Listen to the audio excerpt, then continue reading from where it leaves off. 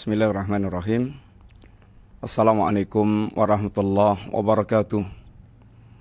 Innal hamdalillah wassalatu wassalamu ala Rasulillah wa ala alihi wa ashabihi wa mawalah wa la haula wa la quwata illa billah, amma ba'du. Pemirsa, hari ini kita sedang dalam kondisi manusia dicekam ketakutan dengan wabah corona. Makhluk yang tidak kelihatan atau yang tidak kasat mata karena saking kecilnya, akan tapi sangat menggemparkan dunia, bahkan telah menjadi wabah dunia di berbagai negara.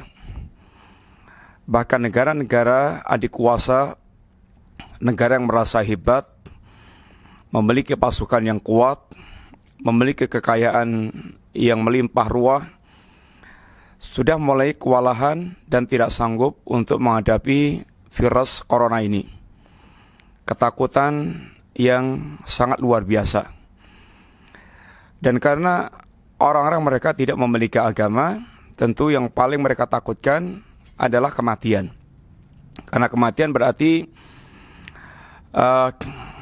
tamatnya riwayat mereka di dunia ini, sehingga kiamat bagi mereka.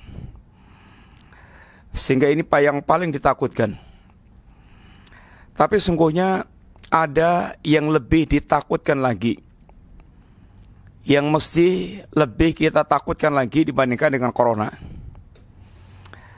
Di tengah-tengah wabah seperti ini, ternyata sebagian orang, bahkan yang mereka menyatakan muslimin, terjebak dalam praktek-praktek kesyirikan dan sikap-sikap tatayur. Contoh praktek kesyirikan dan tatayur yang ada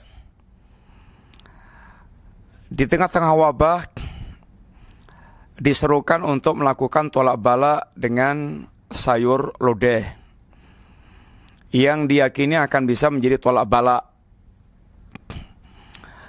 Barang siapa yang dia belajar akidah Islam tahu bahwa meyakini sesuatu yang tidak pernah ada dalilnya dalam syariat ini sebagai tolak bala, itu jatuhnya bisa syirkun akbar, bisa syirkun asghar. Kalau zat tolak balanya itu dianggap dia menjadi sumber tertolaknya bala, zat itulah yang bisa menolak bala, maka ini adalah syirkun akbar yang Allah Subhanahu wa taala menegaskan di dalam ayatnya, qul id'ul ladzina za'amtum min dunillah. Katakan tentang yang kalian sembah selain Allah Subhanahu wa taala. In aradani Allah bidurrin falhunna kashifatu durri. Jika Allah Subhanahu wa taala hendak menimpakan sebuah malapetaka, sebuah bencana, di antaranya wabah, apakah ada yang bisa menyingkap musibah, bencana, wabah tersebut selain Allah Ta'ala?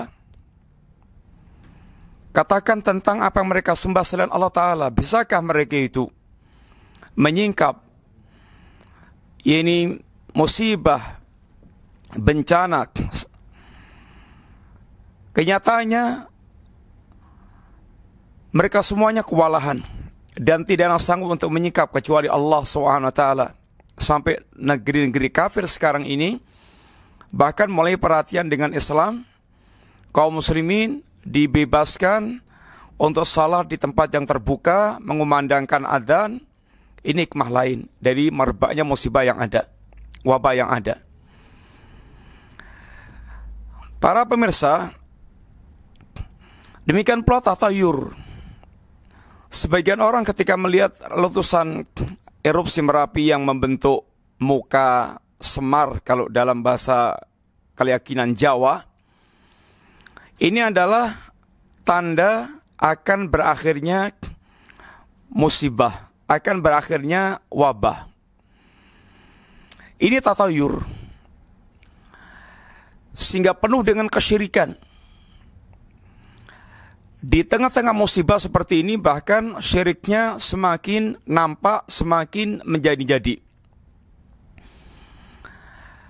Apa yang dilakukan mereka dengan tolak bala, jimat-jimat tolak bala? Allah SWT telah katakan selain ayat tersebut, Nabi katakan pula dalam hadis, inna ruqa wa tamaim wa tiwala syirkun. Inna ruqa wa tamaim wa tiwala syirkun. Sungguhnya jambi-jambi perdukunan, jimat-jimat dan sihir pelet itu adalah syirik. Inna tiarata syirkun, inna tiarata syirkun, inna tiarata syirkun. Sungguhnya tatayur itulah syirik. Tatayur itulah syirik. Tatayur itulah syirik. 3 kali Nabi katakan. Para pemirsa, alangkah benar apa yang dikatakan sebagian ulama kaum muslimin, bahwa musyrikin zaman dulu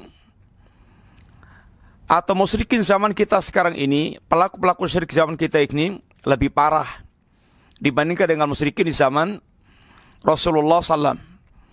Kalau musyrikin di zaman Nabi, mereka itu syiriknya ketika dalam kondisi longgar, dalam kondisi mereka terjepit, sedang dalam keadaan bencana tersebut, ini terjepit keadaan permasalahan yang genting, mereka justru saat itu memurnikan doanya kepada Allah SWT, kembali kepada Allah Ta'ala dan memurnikan doanya hanya kepada Allah Ta'ala.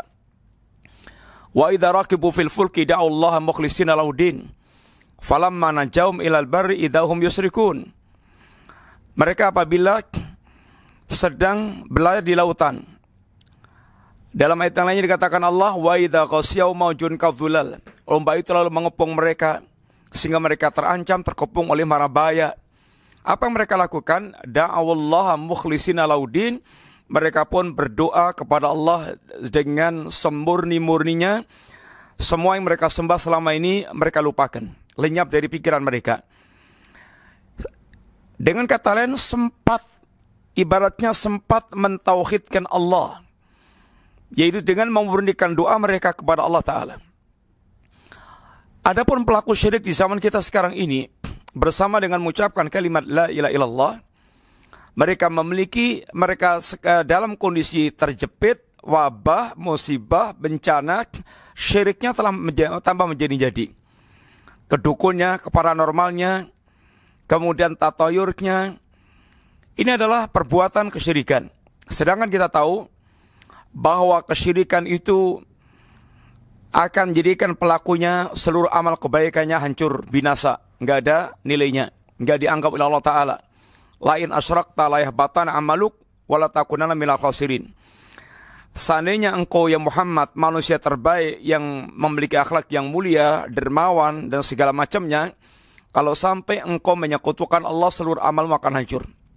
Syirik itu dosa yang apabila sampai matinya tidak bertobat, Allah tidak akan ampunkan. Allah bersama dengan luasnya rahmatnya, orang mereka mati musyrik, maka dosanya tidak akan diampunkan Allah Ta'ala. Innallaha la yaghfiru asyraka bih wa yaghfiru ma duna dzalika liman yasha.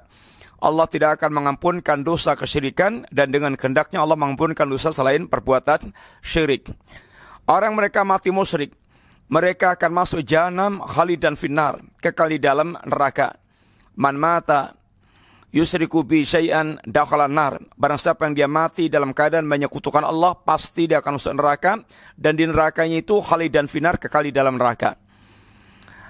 Oleh karena itulah, bahwa di tengah-tengah wabah seperti ini, yang orang dicekam ketakutan dengan hilang nyawanya, mengalami kematian, hati-hati, ada yang mesti lebih kita takutkan, yaitu penyekutuan terhadap Allah SWT, dan ini jangan dianggap enteng, mesti betul-betul diwaspadai, jangan sampai seorang dia meremehkan urusan kesyirikan ini. Jangan sampai kita terkena musibah, dan di atas musibah ada musibah yang besar lagi, lalainya mereka dengan agama, dan bahkan tenggelam di dalam perbuatan kesyirikan. Semoga Allah menyelamatkan kita semuanya dari bencana yang sangat menakutkan ini, dan menjadikan taufik para kita untuk tetap di atas tauhid dan sunnah, dan Allah menjadikan kita saat ini kita kembali kepada Allah dalam keadaan husnul khatimah. Demikian, wassallallahu ala nabiyyina Muhammadin wa ala alihi wasallam. Assalamualaikum warahmatullahi wabarakatuh.